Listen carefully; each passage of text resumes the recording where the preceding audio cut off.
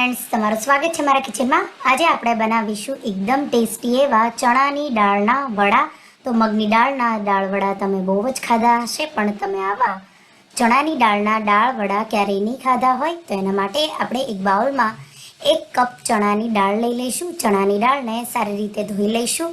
તો સફેદ પાણી નીકળે ત્યાં સુધી દાળને ધોઈ અને 4 થી 5 કલાક માટે ઉપર સુધી પાણી ભરી પલાળી દઈશું।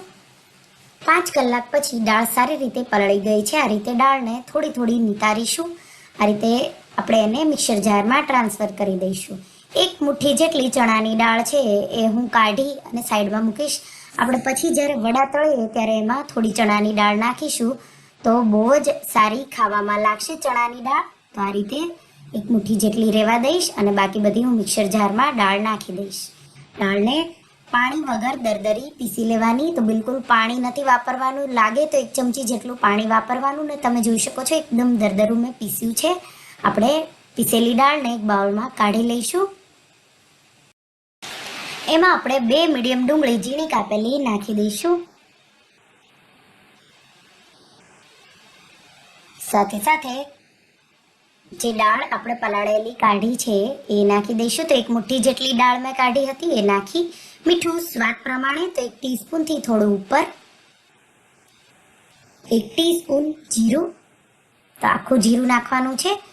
1/4 ટીસ્પૂન હળદર, 1/4 ટીસ્પૂન જેટલી હિંગ ઉમેરી અને લીલા મરચાં ઉમેરીશું। તમે આદુ મરચાંની પેસ્ટ 2 ભેગી પણ ઉમેરી શકો છો। મેં અહીંયા 3 થી 4 તીખા લીલા મરચાંને ઝીણા કાપી લીધા છે।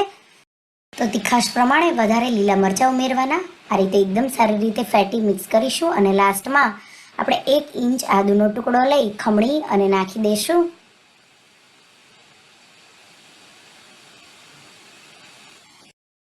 થી 25 ઝીણા કાપેલા મીઠા લીમડાના પાન। તો સાઉથ ઇન્ડિયન સ્ટાઇલથી હું આ વડા બનાવી રહી છું એટલે મીઠા લીમડાના પાન।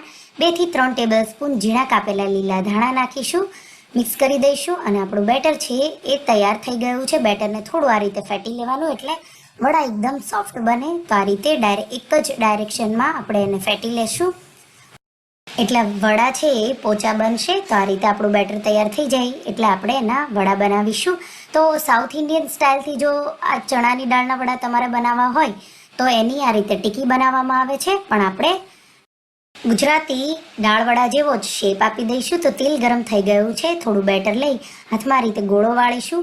બેટર એકદમ ઢીલું નથી એટલે એકદમ ઇઝીલી આ રીતે ગોળા વળી જશે અને આપણે એને ગરમ તેલમાં નાખીશું। ગેસની આંચ મીડિયમ કરી મીડિયમ ગેસ પર આપણે 2 સાઈડથી ગોલ્ડન થાય ત્યાં સુધી આપણે ફ્રાય કરીશું। તો લગભગ 3 થી 4 મિનિટ જેવું એકવારમાં તમને ટાઈમ લાગશે વડાને તળાવવામાં। ચણાની દાળના આ વડા છે એ બહુ જ ટેસ્ટી લાગે છે।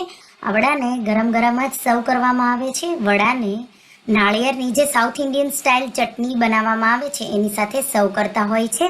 તો તમારે જો નાળિયેરની ચટણી ન બનાવવી હોય તો ટમાટર સોસ સાથે કે પછી આંબલીની ચટણી કે ફુદીના ધાણાની ચટણી સાથે પણ તમે આ વડાને સર્વ કરી શકો છો।